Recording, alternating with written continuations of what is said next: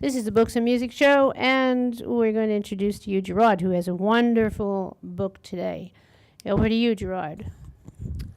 Yes, today we're going to be talking about The Blind Side by Michael Lewis.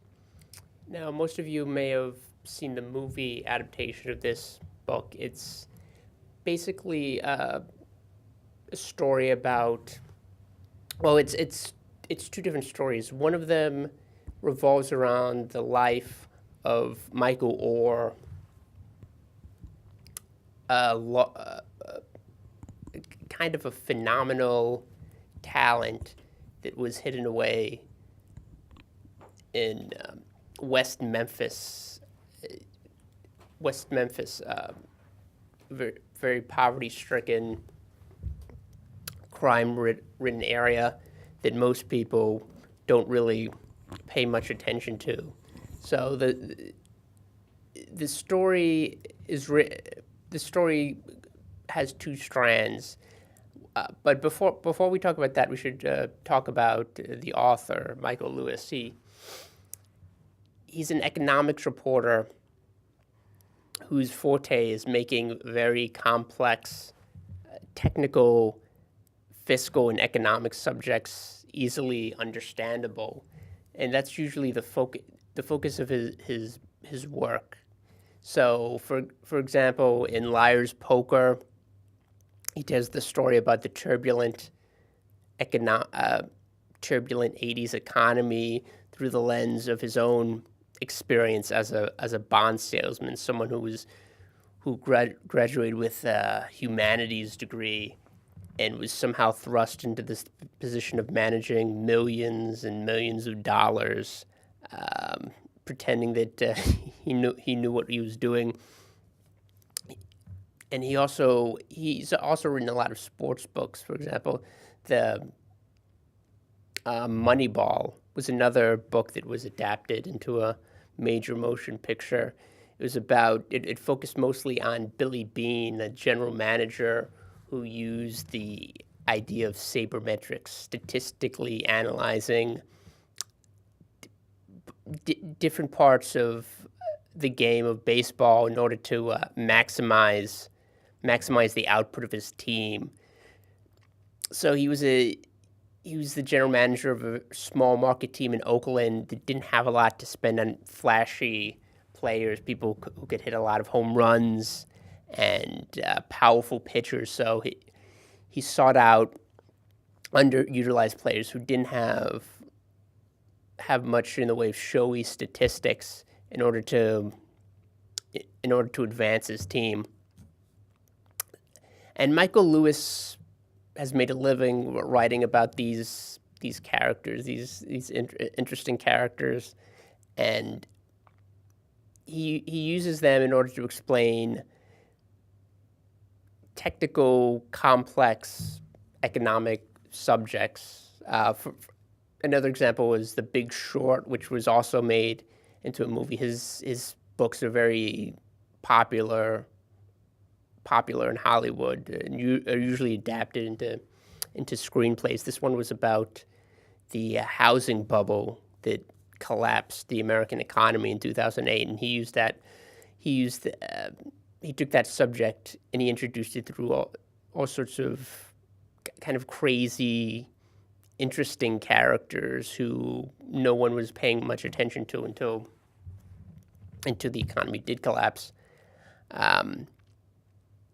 So, in terms of The Blind Side, he uses the history of the NFL, especially over the past 30 or 35 years, and traces the history and explains how it evolved from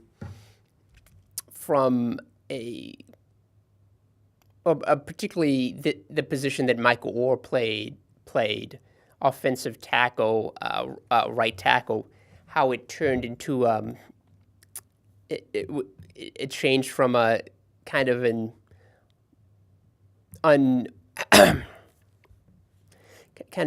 unexamined, run-of-the-mill, ordinary position. It wasn't a glamorous position in the football field.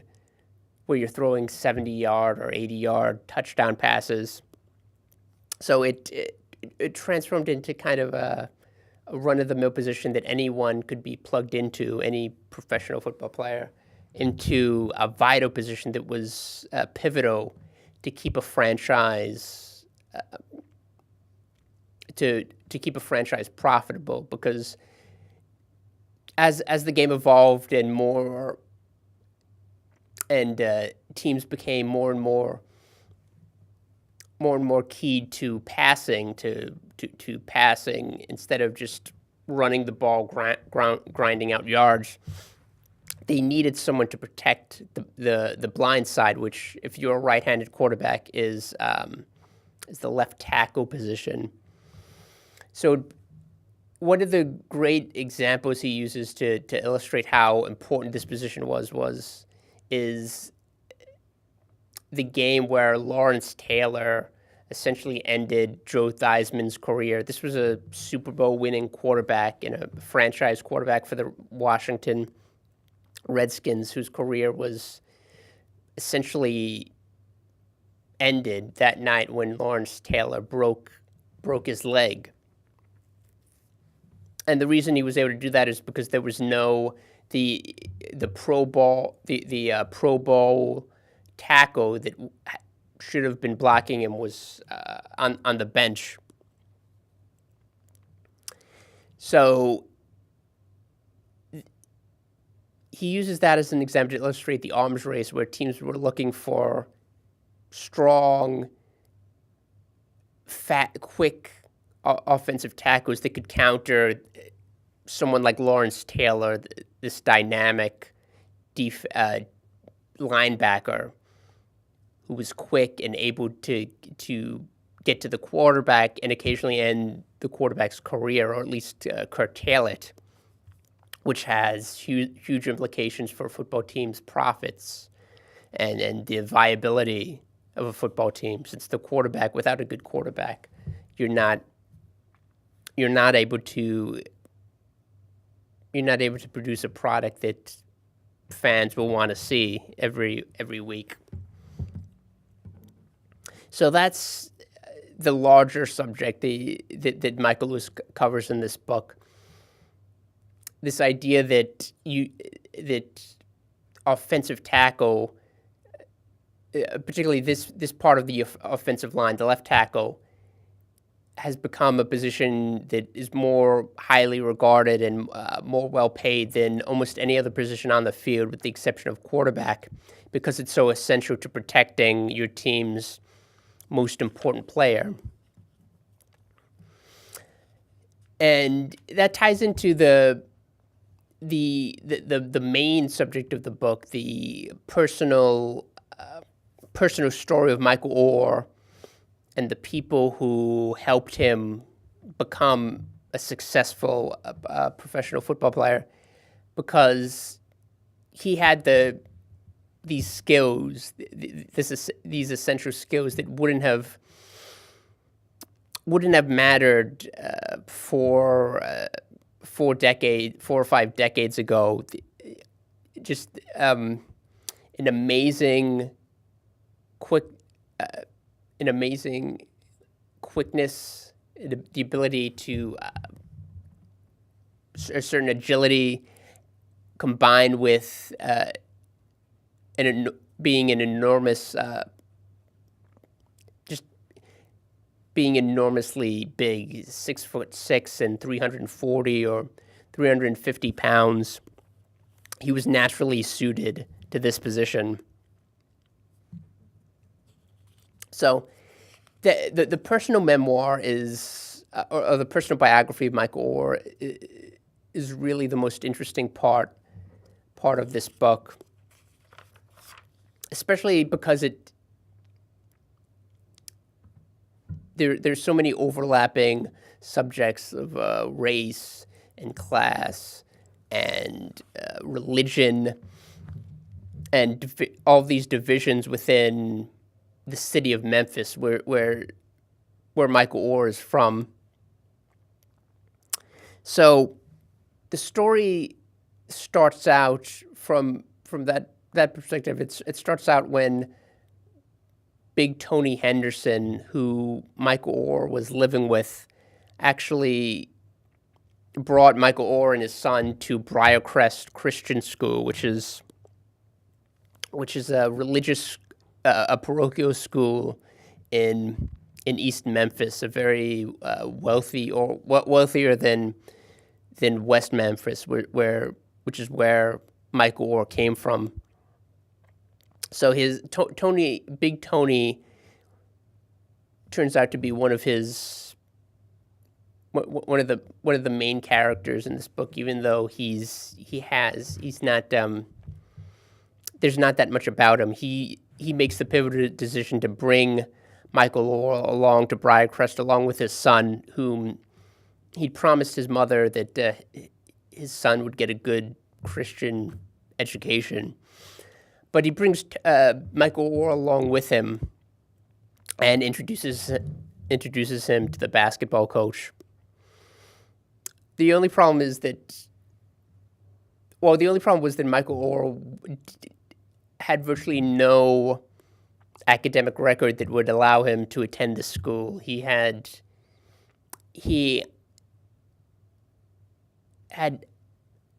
a 0 point. He had a grade point average that was below 1, basically because no one cared enough to give him a proper education to make sure he attended school. He grew up in a part of Memphis that's called Hurt Village, and there's an interesting scene in this book where the author describes a group of social scientists from the University of Memphis who go to Hurt Village to try to understand why there's so much poverty and why there's so much crime in this part of the city. And they basically came to the conclusion that through interviewing people that Hurt Village was hermetically sealed from the rest of the city. People from Hurt Village didn't interact with anyone else. They didn't socialize with anyone else, and that therefore there was a stigma attached to being from this part of the city, that it was hard to apply for jobs if you were surrounded by people who couldn't serve as positive role models, and as a result, the cycle of poverty was perpetuated among future generations, and that was the problem for Michael Oher, even though he didn't see it at the time. He, in fact, in one part of the book, he describes it as being routine to watch the gangs there, the gangster disciples and their rival gang having shootouts. He said it was like the Wild West, and for him this was routine, an everyday, a regular occurrence. And the problem was that he grew up, he didn't see the problem in that because his parents, his mother was addicted to cocaine and crack, and his father was in prison. He was one of, I think, 10 or 11 siblings in that school, and very rarely, if ever, was he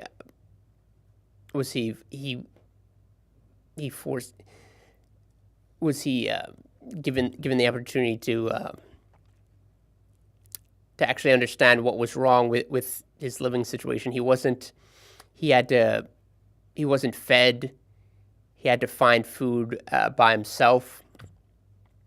At a young age, he he was never given medical care. And the only time the state took an interest in him was when social services decided to put him into foster care, which made things even worse. He was fostered with a family that would abuse him, that was essentially taking him in order to get a paycheck from the government. And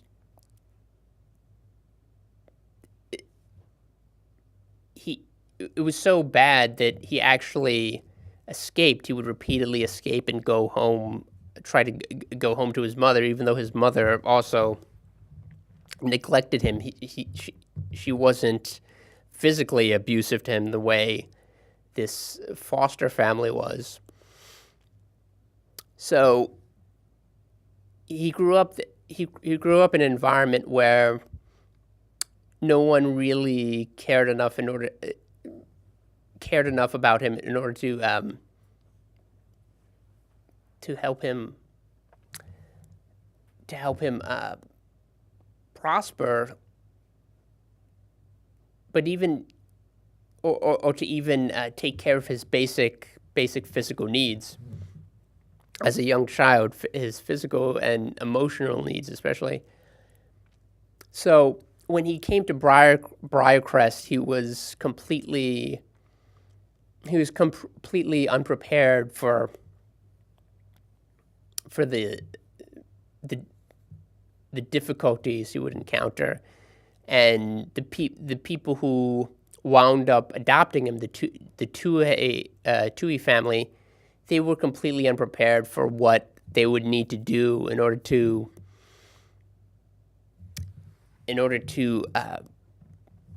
transform his life, in order to get him to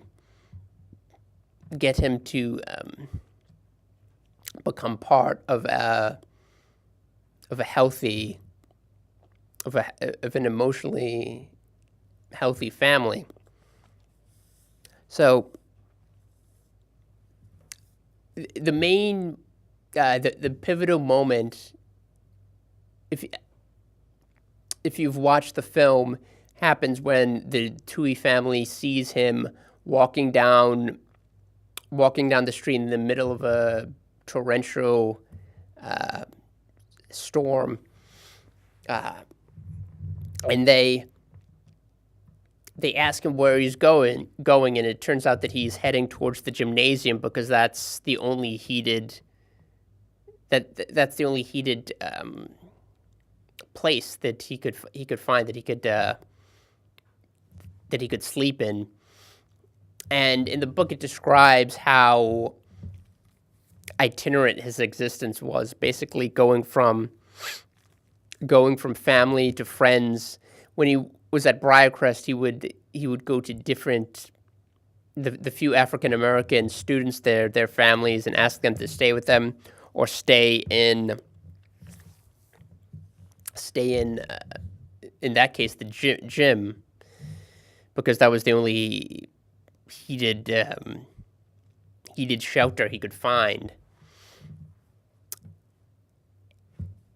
And this moves the Tui family so much that they are compelled to bring him back home with them, and eventually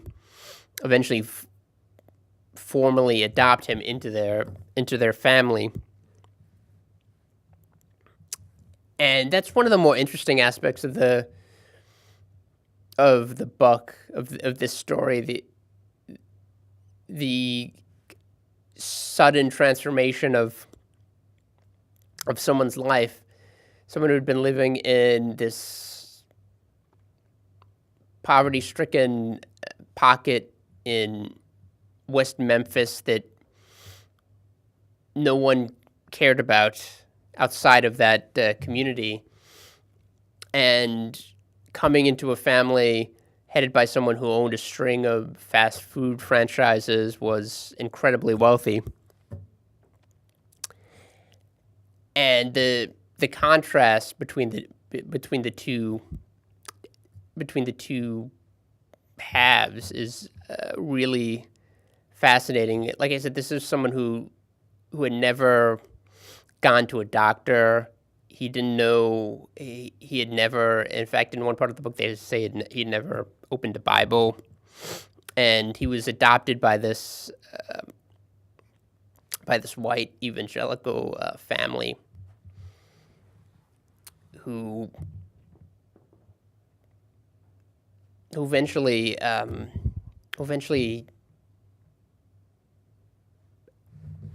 adopt. Well, they took him into their family, and this was at this point he had to radically transform his life because he didn't have the history of going to school every single day, studying, let alone playing football. He did have a dream, a certain dream, and they describe this. The author describes this in the book, how he saw a clip of Michael Jordan playing in the NBA Finals, and it inspired him with the thought that he actually could make something of his life, despite the fact that no one had told him that. He had been consistently ignored and belittled or abused. And when he wasn't actually abused, he was just being neglected. But the idea of achieving this goal inspired him. So the Tuohys decided to help him prepare for life for life in East Memphis, in a school where most of the people didn't look like him. Most of the students had opportunities that he wasn't able to take advantage of.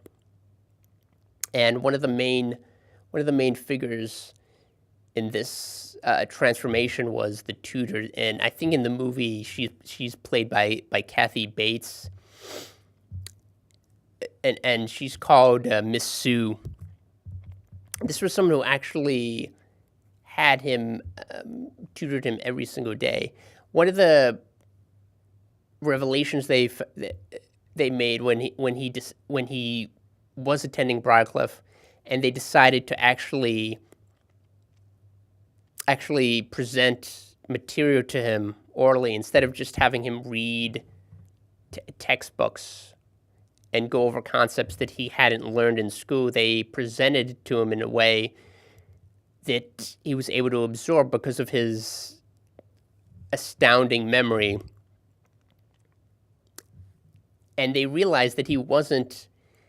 It wasn't that he was stupid. It was that he was never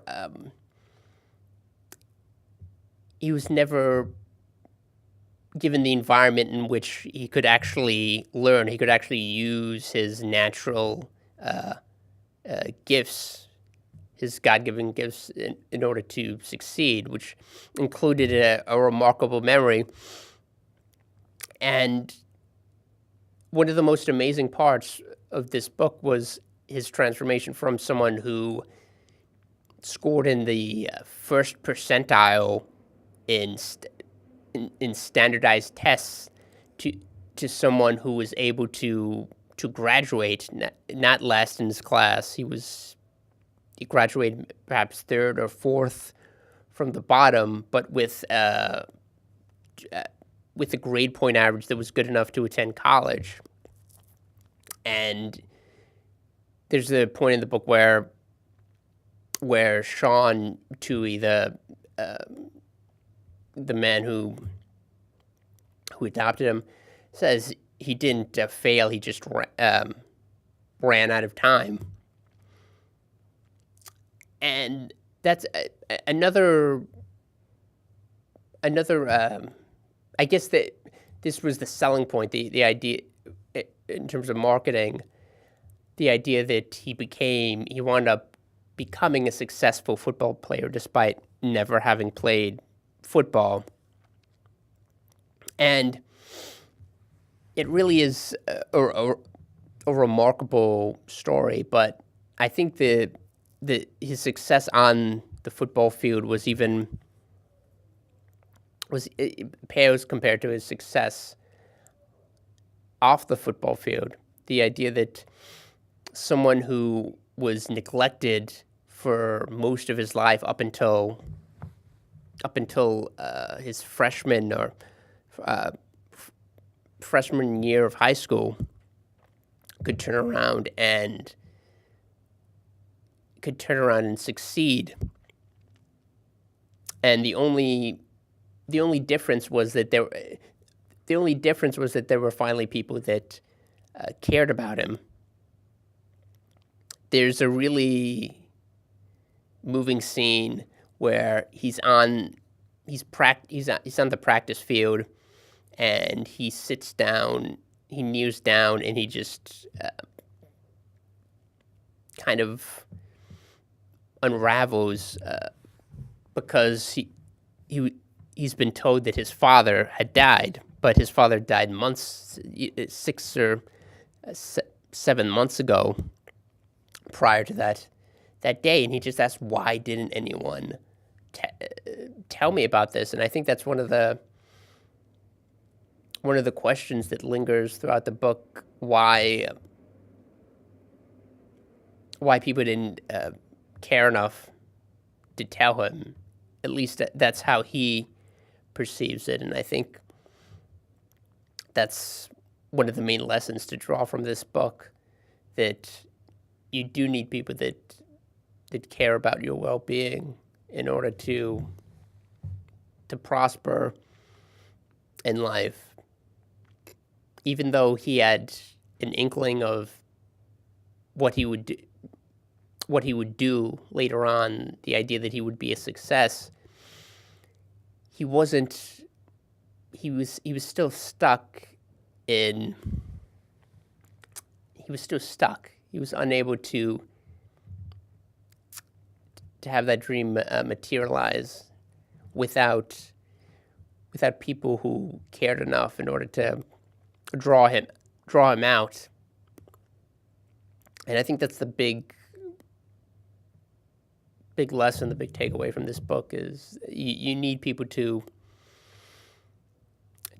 help you, to care about you in order to progress, to progress in life. Even if you don't necessarily become a successful multi-million-dollar football player, you can still succeed if you have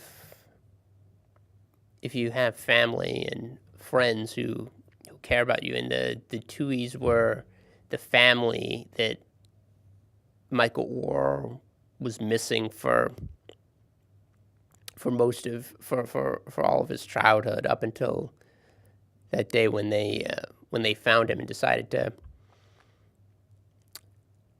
bring him into their family. So again, that's the name of the book is The Blind Side, and 56 seconds. And I would recommend anyone who has a chance to take it out from the library or buy it in paperback if they want to. Michael Lewis is a great writer, and he did a fantastic job bringing this story to the broader public. So I would recommend anyone, if they have the chance, reading it. So this has been Gerard Perry talking about The Blind Side for Books and Music Review, and we'll see you soon.